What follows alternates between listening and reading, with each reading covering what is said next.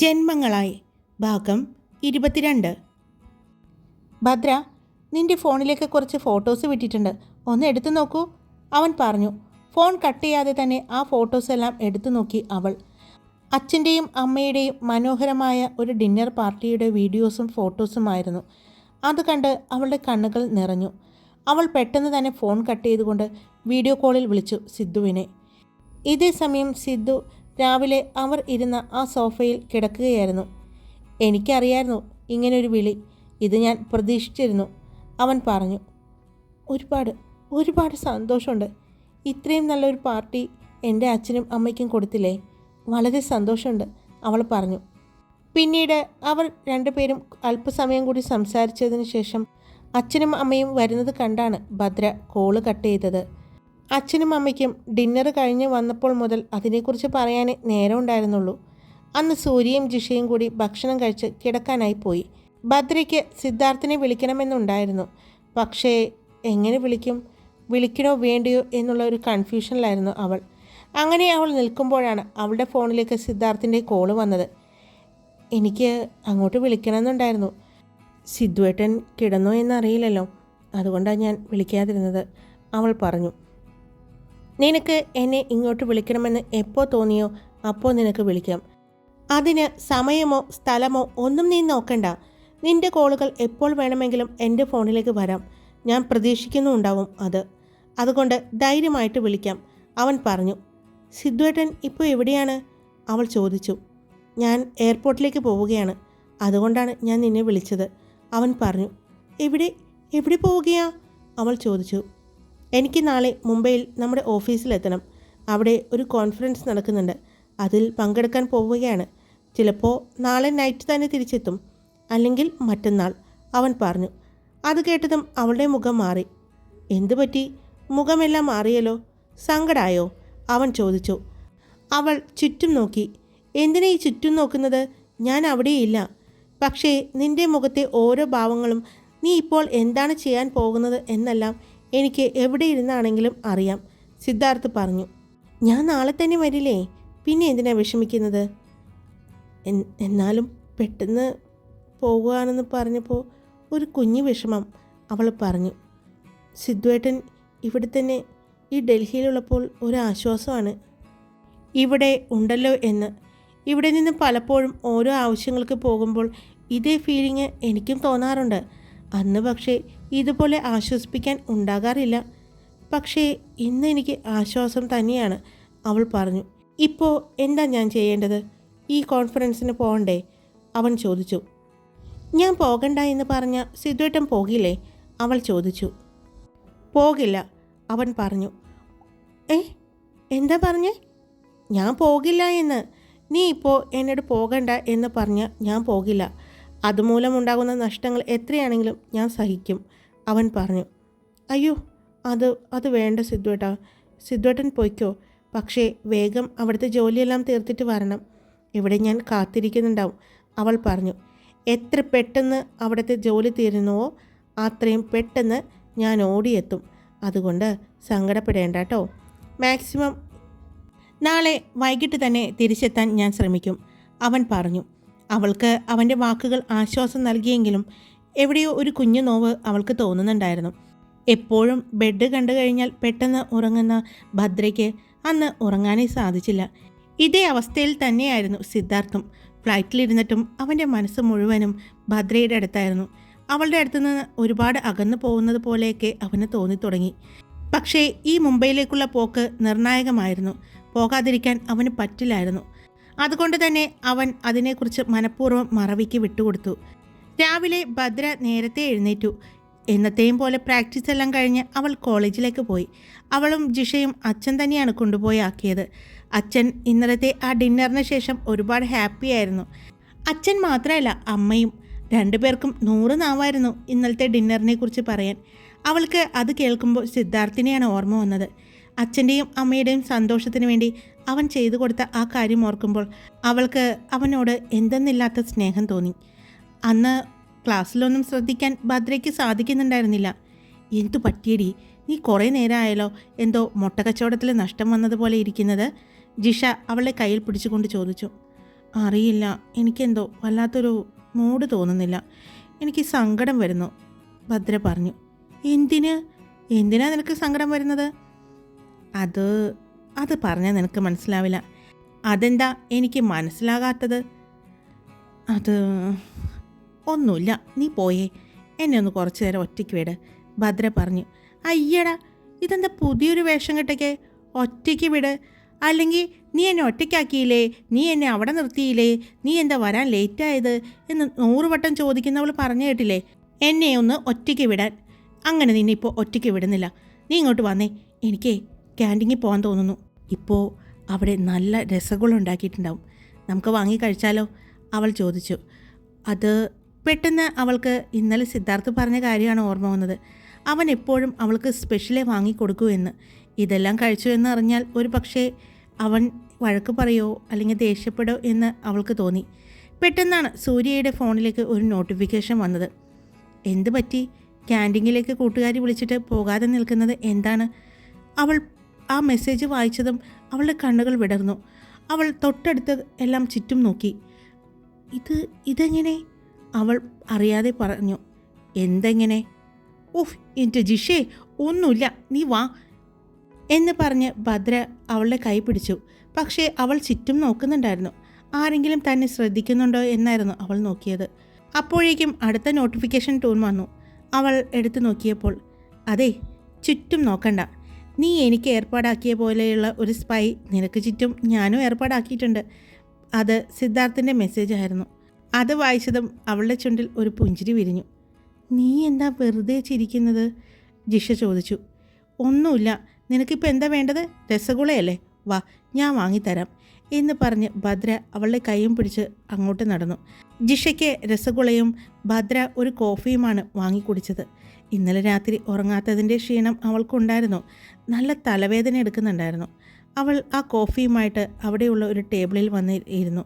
അവളുടെ ഓരോ പ്രവൃത്തിയും ജിഷ നോക്കുന്നുണ്ടായിരുന്നു. എന്തു പറ്റി? നിൻ്റെ മൈൻഡ് ഇവിടെയൊന്നും അല്ലല്ലോ, എന്താടാ പറ്റിയേ? ജിഷ ചോദിച്ചു. ഒന്നുമില്ലടാ, ഇന്നലെ രാത്രി ഉറക്കം ശരിയായില്ല, നല്ല തലവേദനയുണ്ട്, അവൾ പറഞ്ഞു. എന്നാൽ നമുക്ക് വീട്ടിലേക്ക് പോയാലോ? ജിഷ ചോദിച്ചു. വേണ്ടടാ, കുഴപ്പമില്ല, ഒന്ന് ഇതേ ഈ കോഫിയൊക്കെ കുടിച്ച് കഴിയുമ്പോൾ റെഡി ആയിക്കോളും, ഭദ്ര പറഞ്ഞു. ഒക്കെയാണോ നീ? ഉറപ്പാണോ ശരിയാകുമെന്ന്? ജിഷ വീണ്ടും ചോദിച്ചു. ഉറപ്പ്, അവൾ പറഞ്ഞു. അപ്പോഴേക്കും ഒരാൾ അങ്ങോട്ട് വന്നു. അയാളുടെ കയ്യിൽ 2 ട്രേ ഉണ്ടായിരുന്നു. ആ ഒരു ട്രേയിൽ അവൾക്കുള്ള ഒരു ചിക്കൻ സൂപ്പായിരുന്നു. അവൾക്ക് മാത്രമല്ല, ജിഷയ്ക്കുള്ളതും ഉണ്ടായിരുന്നു. ഇത് ഞങ്ങൾ ഓർഡർ ചെയ്തില്ലേ ചേട്ടാ? ചേട്ടനെ ടേബിൾ മാറിപ്പോയതായിരിക്കും, ജിഷ പറഞ്ഞു. എന്നാൽ അയാൾ ഒന്നും മിണ്ടാതെ അവരെ നോക്കി പുഞ്ചിരിച്ചുകൊണ്ട് അത് അവിടെ വെച്ചുകൊണ്ട് തിരിഞ്ഞു നടന്നു. ഏയ് ചേട്ടാ, ഇത്... അവൾ എന്തോ പറയാൻ വന്നതും ഭദ്ര അവളുടെ കയ്യിൽ പിടിച്ചു. അപ്പോഴേക്കും ഭദ്രയുടെ ഫോണിൽ നോട്ടിഫിക്കേഷൻ വന്നു.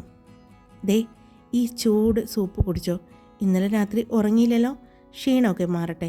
അതായിരുന്നു ആ മെസ്സേജ്. അത് കണ്ടതും അവളൊന്ന് പുഞ്ചിരിച്ചു. എന്താടി, ഇത് നമ്മൾ ഓർഡർ ചെയ്തതല്ല, ജിഷ പറഞ്ഞു. അല്ല, ഞാൻ പറഞ്ഞിട്ടുണ്ടായിരുന്നു, അവൾ പറഞ്ഞു. അതെയോ? എന്നത് നേരത്തെ പറയണ്ടേ? ഞാനിപ്പോൾ ഇത് തിരിച്ചു കൊടുത്ത് വിട്ടേനെ, അവൾ പറഞ്ഞു. എന്നാ കഴിക്കാം എന്ന് പറഞ്ഞ് 2 പേരും ആസ്വദിച്ച് ആ ചിക്കൻ സൂപ്പ് കഴിച്ചു. എടി, ഇതിനു മുമ്പ് ഇങ്ങനത്തെ ഒരു രുചിയല്ലായിരുന്നല്ലോ, കുക്കെങ്ങനെ മാറിയോ? ജിഷ അവളുടെ ചെവിയിൽ പതിയെ പറഞ്ഞു. അറിയില്ല, എനിക്കും തോന്നി, പക്ഷേ നല്ല രുചിയുണ്ടല്ലേ, ഭദ്ര പറഞ്ഞു. അങ്ങനെ അന്ന് വൈകുന്നേരം വരെ എങ്ങനെയൊക്കെയോ ആ കോളേജിൽ അവൾ തള്ളി നീക്കി. അവൾക്ക് എത്രയും പെട്ടെന്ന് വീട്ടിലെത്തിയാൽ മതി എന്നായിരുന്നു. പക്ഷേ വീട്ടിലെത്തിയിട്ടും കാര്യമൊന്നുമില്ലല്ലോ. എന്തായാലും സിദ്ധാർത്ഥ് എത്താൻ നാളെ ആവും, അല്ലെങ്കിൽ രാത്രിയാവുമെന്നാണ് പറഞ്ഞത്. അതുകൊണ്ട് ഇന്ന് കാണാൻ പറ്റില്ല എന്നറിയാമായിരുന്നു. എന്നാലും അവൾക്ക് വീട്ടിൽ ചെന്ന് തൻ്റെ മുറിയിൽ ഒറ്റയ്ക്കിരിക്കാനാണ് ആ സമയം തോന്നിയത്. അങ്ങനെ അവർ വീട്ടിലെത്തി. അച്ഛനും കൂടി വന്നതോടുകൂടി എല്ലാവരും കിച്ചണിലേക്ക് ചെന്നു. അവിടെ അച്ഛനും അമ്മയും തകർത്ത പാചകത്തിലാണ്. ഇതെന്താ 2 പേരും കൂടി?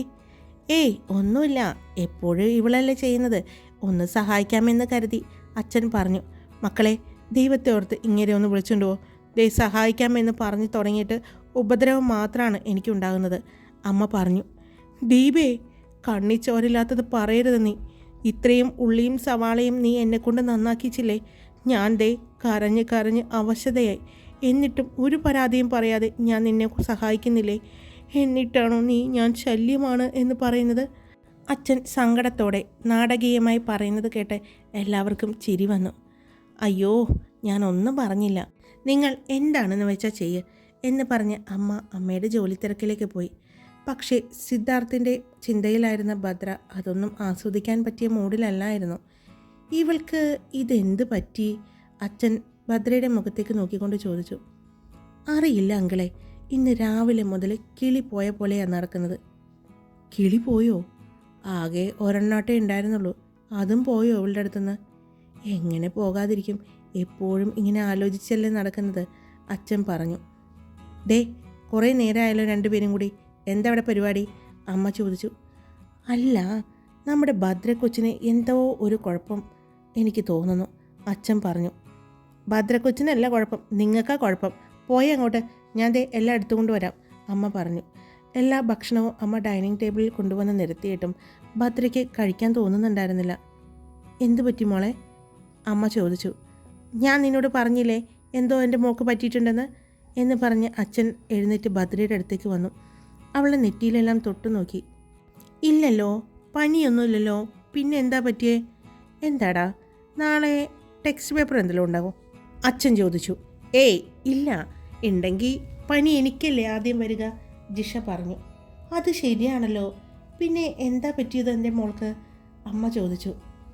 അതെ, എനിക്ക് കുഴപ്പമൊന്നുമില്ല, നിങ്ങളെല്ലാവരും കൂടി ഇങ്ങനെ പറഞ്ഞ് എന്നെ വട്ട് പിടിപ്പിക്കാതിരുന്നാൽ മതി, അവൾ പറഞ്ഞു. അയ്യോ, വട്ട് പിടിപ്പിക്കണോ? ഞങ്ങളോ? ഞങ്ങൾ സ്നേഹം കൊണ്ട് ചോദിക്കുന്നതല്ലേ. എന്താ അച്ഛൻ്റെ മോൾ പറ, എന്താ കാര്യം, എന്താ പ്രശ്നം? അച്ഛൻ ചോദിച്ചു. എൻ്റെ പൊന്നച്ഛ, പ്രശ്നമൊന്നുമില്ല, എനിക്ക് നല്ല തലവേദനയുണ്ട്, രാവിലെ തുടങ്ങിയതാണ്, ഇപ്പോഴും മാറിയിട്ടില്ല, അവൾ പറഞ്ഞു. തലവേദനയോ? ഒരു കാര്യം ചെയ് ദീപേ, മോൾക്ക് ഒരു ചുക്ക് കാപ്പി ഇട്ട് കൊടുക്കുക, ചിലപ്പോൾ പനി വരാനുള്ള സാധ്യത ഉണ്ടെന്ന് തോന്നുന്നു. മുഖമൊക്കെ നോക്കിയേ, ആകെ വാടിക്കരിഞ്ഞിരിക്കുന്നത് പോലെ. ഇന്ന് വെയിലത്ത് നടന്നോ രണ്ടുപേരും? അച്ഛൻ ചോദിച്ചു. ഇന്ന് വെയിലത്തോ? പുറത്തേക്കേ നടന്നിട്ടില്ല, ക്ലാസ് റൂം, ക്യാൻറ്റീൻ, ഇത് രണ്ട് മാത്രമേ ഇവളിന്ന് നടന്നിട്ടുള്ളൂ, ജിഷ പറഞ്ഞു. ആണോ? അപ്പോൾ ഞാൻ കരുതിയതുപോലെ തന്നെയാണ്, പനിയുണ്ടാകാൻ സാധ്യത ഉണ്ട് എന്ന് തോന്നുന്നു, അച്ഛൻ പറഞ്ഞു.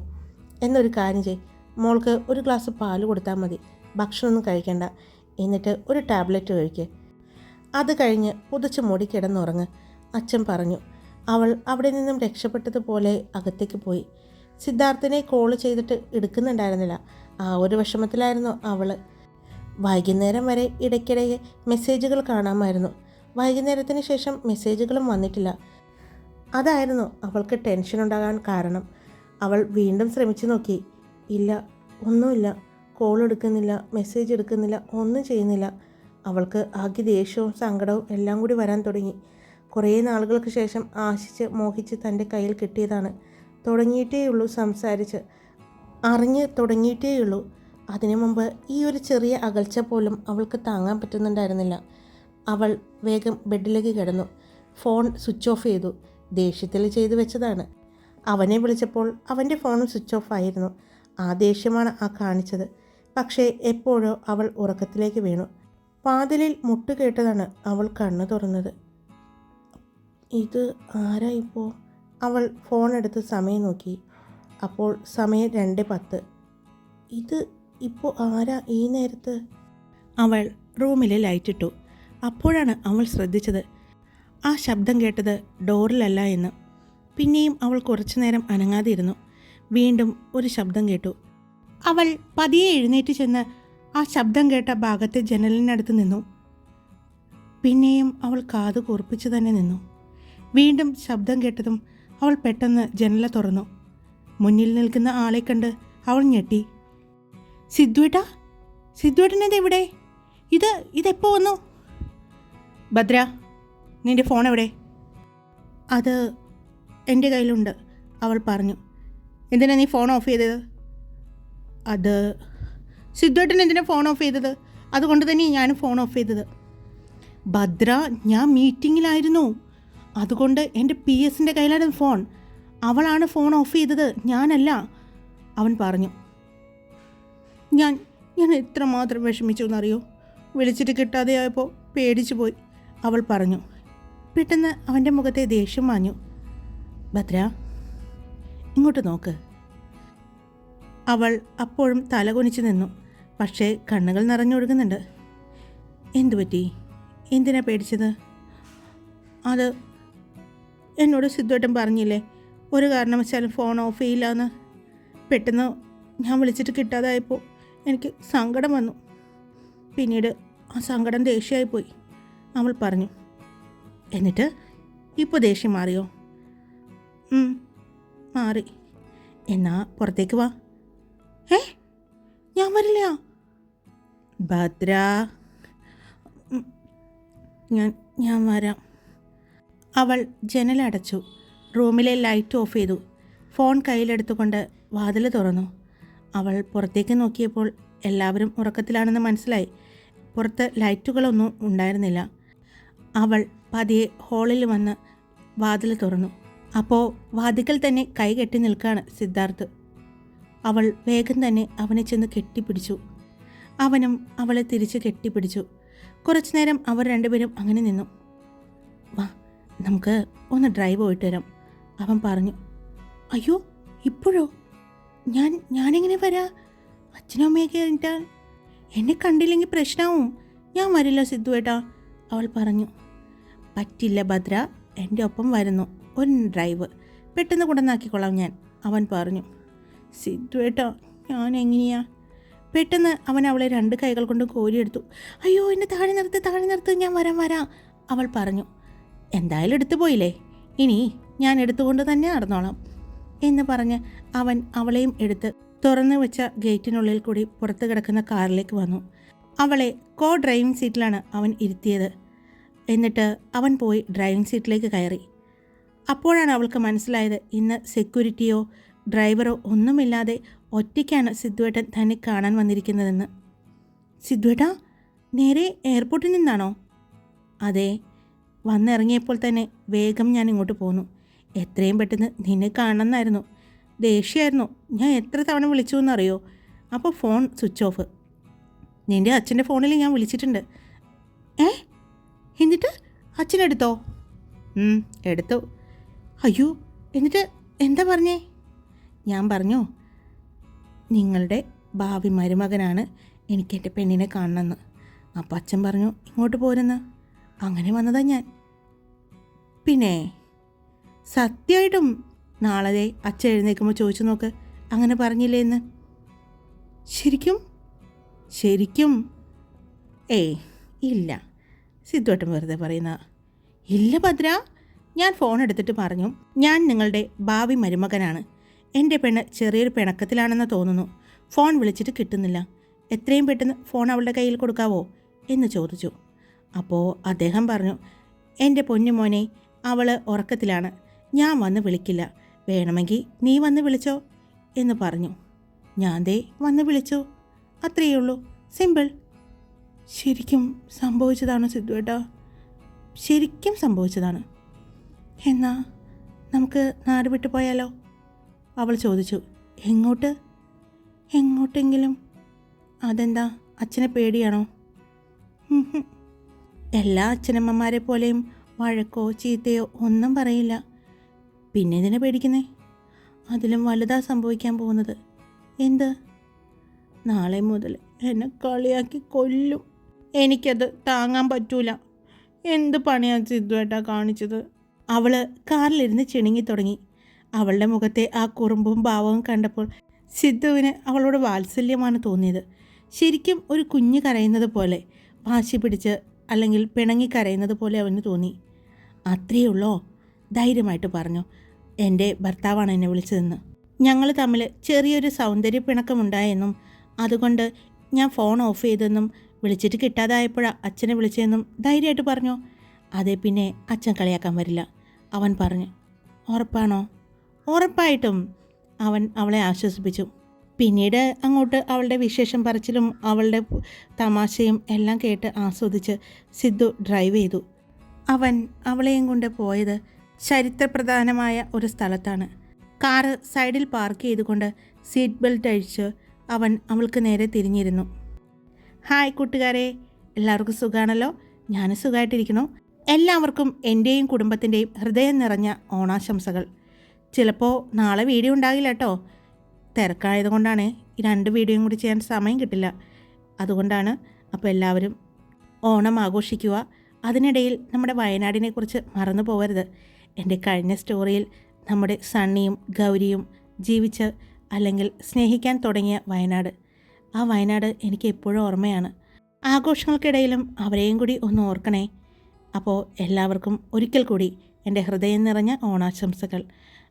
Love you all. It's me Karthika.